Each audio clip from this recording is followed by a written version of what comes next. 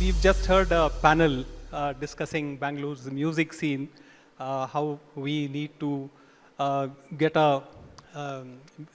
recover our music scene from what it used to be, and also be able to host big concerts Right. of all sizes. Right. So let's now look at some other aspects of the arts and entertainment. And you have been a leading lady in 40 plus films, many of them hits, big hits. You debuted with Puneet Rajkumar Right. with the film Abhi. And now you've turned producer. Yeah. So It when didn't go very well. with Swati Muttinamale. Yeah, we won all the awards but didn't make any money. Okay, yeah. So I mean, you probably asking yourself, what is it that didn't work? So let's look at Bangalore. In Bangalore as a city needs infrastructure. We are talking about green mobility. We are talking about roads, Right. well-regulated traffic. Yeah. But then we also need the arts. We also need entertainment. We need culture to nourish us emotionally and to help us endure all the harsh realities of a city. What is Bangalore's identity in terms of arts, entertainment, and culture? Because we have Chennai with its films and Carnatic music. There's Hyderabad with its blockbuster cinema. There's Mumbai with Bollywood. Yeah. What is Bangalore's identity?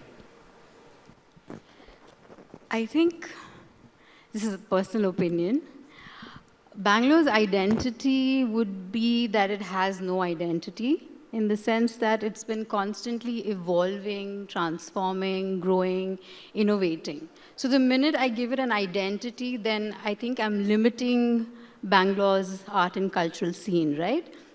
But when I don't define it, then I'm giving it that space to grow, to evolve into something that we may not even know, right? Because Bengaluru is not what it used to be before. It's changed, right?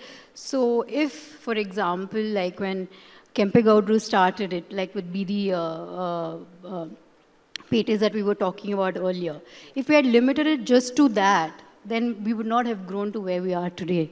So I think without putting it into a bracket and limiting it, to just say that it's a melting pot and anyone is free to come and experiment and allow art to flourish, and it can be whatever it is, right?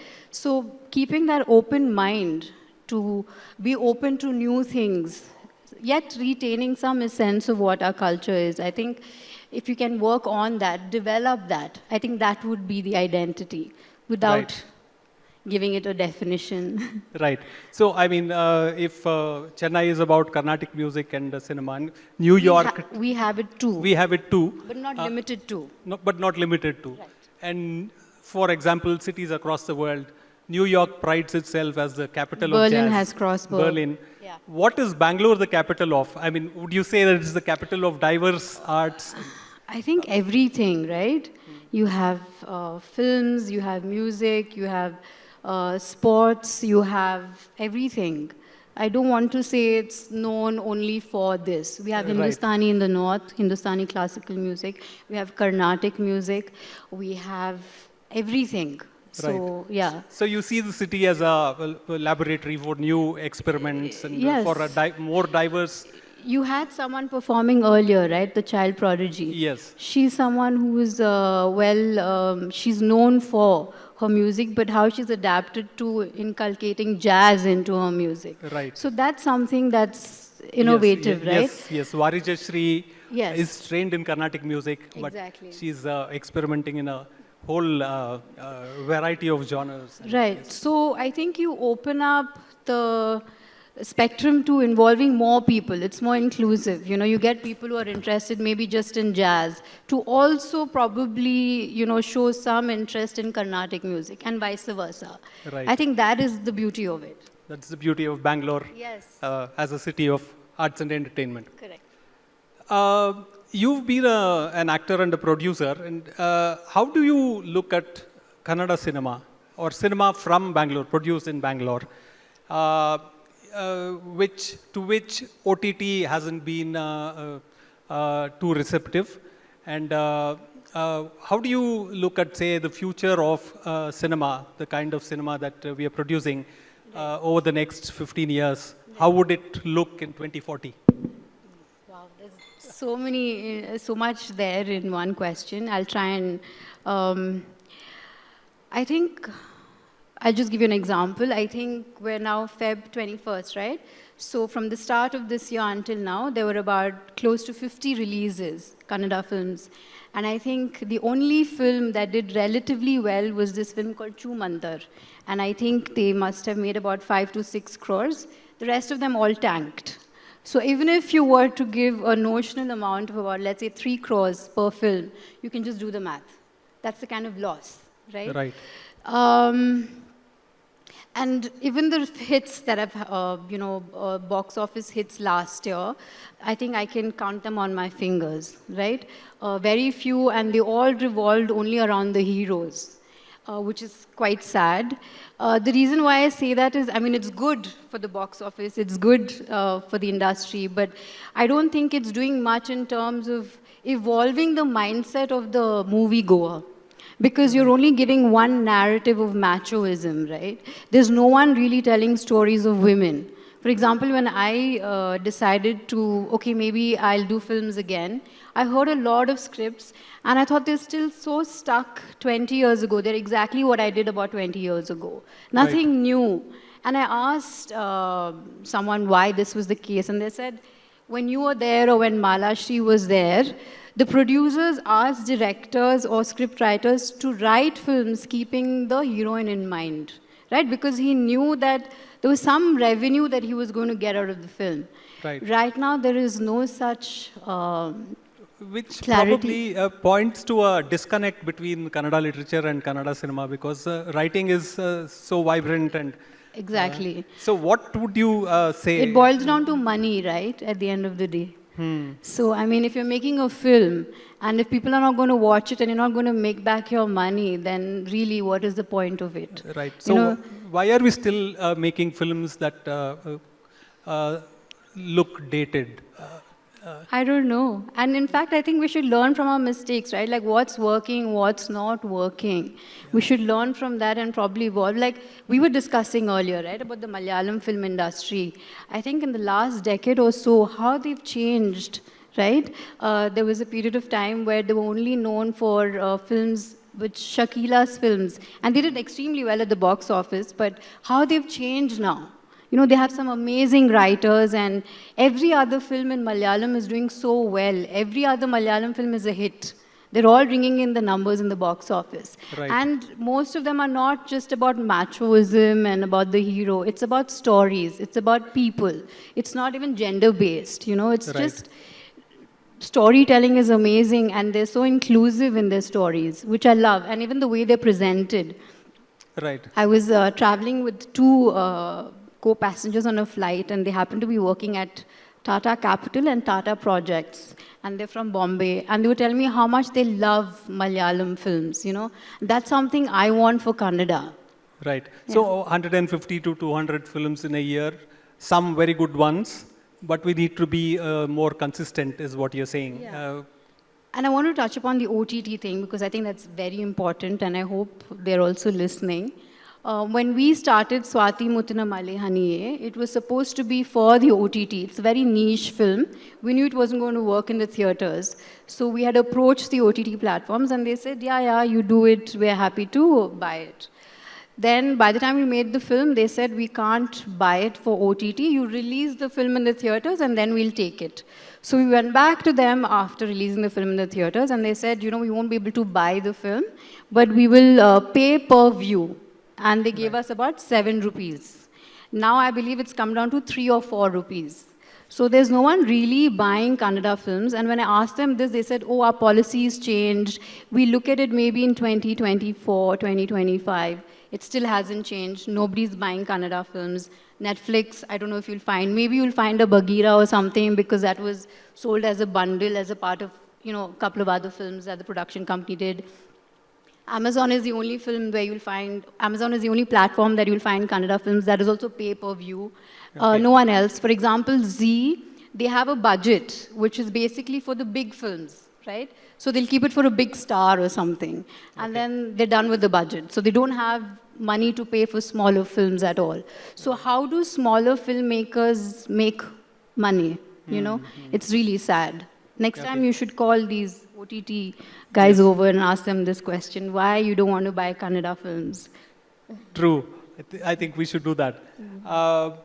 What do you expect the government and the private sector to do to supercharge our arts and entertainment scene? Can they do anything to, encourage better cinema? What is it that the government can do? There's already a subsidy policy. Which they haven't released, I think, since COVID. I Right. think they should do that. Yeah. Subsidies haven't been paid for 3 years, is what you're saying.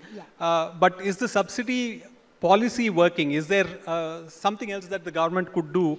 It's a good initiative to get people to shoot in Kannada, to make more Kannada films. I think it is. Like everything else, you find a loophole and people just want the subsidy, so they make substandard quality films. You can't blame the government for that. But I think the subsidy is a good start, because there are so many young filmmakers who don't really have a budget, but they, shoot good films. And then, like I said, you don't have OTT platforms, you don't get big theaters to screen Right. your movies. So I think subsidy is some way of, recovery. Right. Yeah. So, what can the government and the private sector do in terms of, you were talking about how we need better writing in cinema. Would the academy, say, be the right place, the Chalanachitra Academy, to perhaps hold writing workshops and encourage good writing, maybe hold contests for scripts? What ideas would you suggest for the, government to encourage better cinema? I think you've given great ideas yourself. I think that's a good start. They could hold these workshops and they could call in, stories that people have written and probably fund a film maybe. So that's encouraging for people to not just write stories, but to see that come to life, right? That's encouraging. And there's a lot of talent out there, but there are no opportunities as such for them to kind of showcase their talent. So I think that's a great idea. Right. And I think that they're already doing some work in rural, in the villages where they're hosting these sabes, they're hosting these jatres, they're funding those things, keeping the culture alive, Right. and giving people, because we're exposed to a lot of entertainment here, but in the villages all they have is their phone, right? And we were talking about inclusivity earlier. Yeah. They're all daily wage laborers. They don't have the kind of time, and the cheapest, easiest access that they have to entertainment is the phone. They download films on Telegram and they watch it. But again, I don't know, it depends on how much data they have and they're able to watch it. Data is cheap. Yeah, Yes, yes. and once a year maybe they'll have a play of Mahabharata or something, because they can't afford it and they don't have the funds. But maybe if the government or the MPs, they have funds, I'm not sure if they're allowed to fund such things, but they should encourage, and especially at the grassroots level. I think it should start at schools, because I think we mentioned earlier how these Yakshagana performers, during the day, they're working as maybe waiters or whatever it is that they're working, and in the evening, they go and perform. That's another way of keeping this alive, and if the government can identify these people, right, and somehow, because they're doing it, because the art form is being lost. Nobody's really watching it unless it's made famous in a film or something, right? Like after Kantara, I know a lot of people went flocking to Bangalore just to see. Yes, yes. So things like that, I think the government can make a huge difference. And I'm sure you touched upon this in the earlier panel. My friend Om is sitting right there. And he gave me the good news that, the government has stepped in to sort of fund their project, the aerodome that's called near the airport. So I think things like that, if the government can get. Even, I think, Sabha Bengaluru is a good example. Even Panchavati is a good example. But these are all private sectors. But maybe the government can also, like maybe a public-private partnership in having better venues to hold concerts and, of course, funding artists. And yeah. Yeah. So you worked in Chennai in Tamil films and then in Telugu films as well. If you had to pick, say, a couple of things that they're getting right for Kannada cinema, and then if you had to suggest a couple of things that they could take, pages that they could take from our book, what would they be? That's a tough one. You put me in a spot. I think the films that I worked in Tamil, not everything was great. But let's say Varna Mayram or Polladhavan, right? The writing was great. The dialogues were great. And they didn't really use, they didn't move away from Tamil as such. Whereas in Kannada, we find a lot of our songs, it's not a bad thing, but we use a lot of English in our dialogues. We use a lot of English in our songs. It's nice because you're trying to open it up to people who don't understand Kannada to kind of watch our films, to kind of resonate with our movies. I think staying true to that is also one, I think it's a good thing. If they had to learn something from us, I think some filmmakers have set a benchmark for style of filmmaking. Let's say, for example, KGF, right? I think it's set a benchmark. Now you see all the movies have the same kind of, same sepia tone. They're all wearing the same color costume. So I think that is something that Pavan has done really well for us. Okay, the stylized narrative of KGF has caught on. And now everybody's doing it. okay. So, as somebody who's leading the charge, what is your dream for the Bangalore of 2040? And do you think women can lead the charge as we go forward? Because you were talking about some exceptionally talented women coming into Kannada cinema and pioneering new kinds of storytelling, new kinds of new techniques. Yes. So, what kind of cinema do you see these women making in the coming years? And I think just bringing in women's perspective, right, is so important. I love Achar and Co. That film made by Sindhu is amazing. I still love Gantu Mute. I don't think anyone has been able to speak or show a woman's feelings, as well as Rupa did. So I love her work as well. I'm really looking forward to seeing more narratives of women in the film. I think that makes us more empathetic and compassionate as a society. When there's only machoism in films, you see a society that has a different kind of mindset. right. How women are perceived, how we categorize women. Whereas if women start telling stories, it's a completely different way of, how we perceive them. So I hope to see more of that. Okay. You've also been in politics and you have been a member of parliament and very feisty social media, head of social media for the Congress.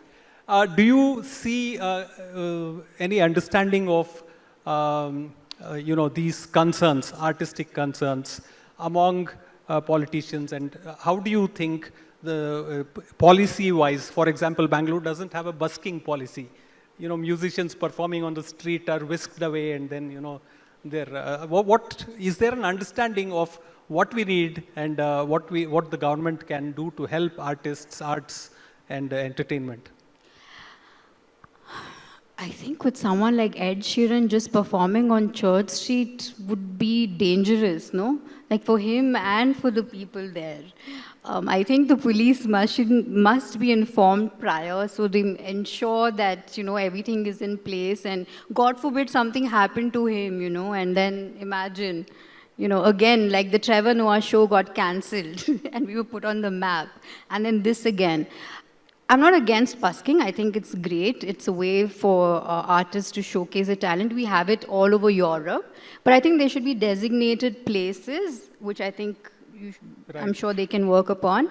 But impromptu things like that, like, I don't know, Pushpa 2, right? I mean, I think as actors, we have responsibility. For him to just go like that, I mean, it's great that everyone gets to see him, but you can't guarantee that everyone who's there is safe, Yeah. right? So busking, yes, but then, like Yeah. I said, there has to be some kind of protocol and SOP Right. in place for it. Yeah. Yes. And is there an understanding? I mean, can we see governments addressing questions like this? Because, I mean, singing on a street is not a crime. I mean, and, Definitely not a crime. I think we just need our bureaucrats to come together, put their mind together, come out with like some regulations that make it easy. Because right now nobody knows who's in charge of what and who's formulating what policy. Nobody wants to really take responsibility. So I think we just need to come together and somehow enable, organizers, make it a smooth process, like regulations and things like that. Yeah. Right. So, what are you planning now? What productions are in the pipeline? Are you going to act? What does the future look like? I do want to do films, but I'm looking for something that will stimulate me to be back on screen. It has to be something exciting, and I still haven't found anything. So if any of you sitting here have a nice story, please do let me know. I would love to be back on screen. I think that's my happy place. As far as production is concerned, I do want to make films, and I will always prioritize women's narratives, but yet to find something that I can work on. Right. So thank you so much for sharing your thoughts. Thank you so much for having me. Absolute pleasure talking to you. Thank you, Ramakrishna sir. Thank you.